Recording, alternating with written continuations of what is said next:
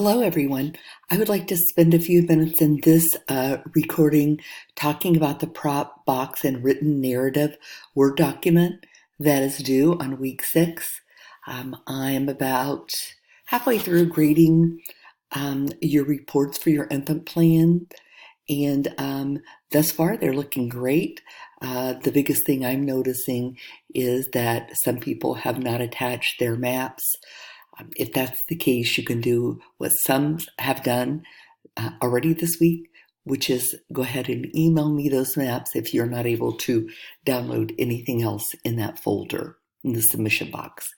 So we're going to talk about the prop box and the written narrative. If you go to week 6 and you click on the support documents, you'll see this prop box and written narrative Word document.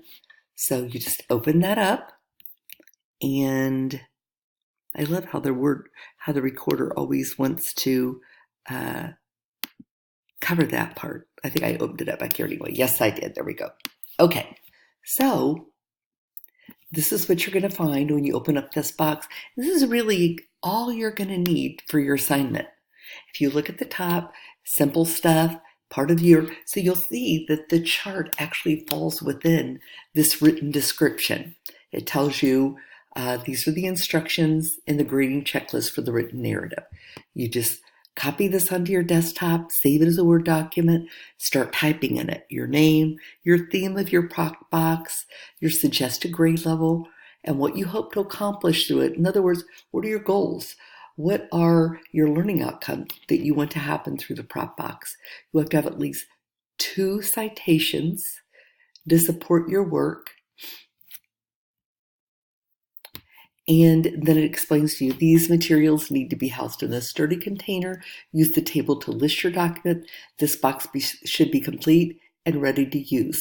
Enough materials are needed to engage 4 children in a dramatic play episode for at least 15 minutes. Now, that being said, you do not actually have to construct the prop box. You just have to have all of the information listed so that if you wanted to use this box later on in your teaching, then it will be all ready for you. So keep in mind, you have to fill out every one of these boxes here. So there needs to be, and here you'll see that there needs to be 6 things listed for literacy, 6 for math, costumes the same, toys the same, and other general thematic material that you might use. So, and here's where the grading comes in, 100 possible points. So your response discusses the play value of the box. So in the written narrative, which I would do, is I would just go right down underneath this and start doing the written narrative portion. So it says your narrative or your response discusses the play value. And that is your part of your written narrative. 10 points. Your response addresses the academic value. 10 points. The easiest thing to do is maybe just to set these up into paragraphs, making sure you've covered all of these elements. For 20 points, your response discusses the theory and theorists. 10 points, APA used, including 2 citations.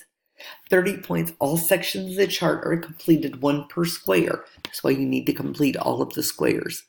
Whether your materials are appropriate and safe with the targeted age group, 5 points. And 15 points for 3 learning styles being represented. Now here are ideas that it can give you for prop boxes here. Also, if you just Google them, you'll get many resources. So that's just kind of a little description of the prop boxes there. So if you just go through and you follow this guideline that I have given you, and then you go back to the Moodle slot,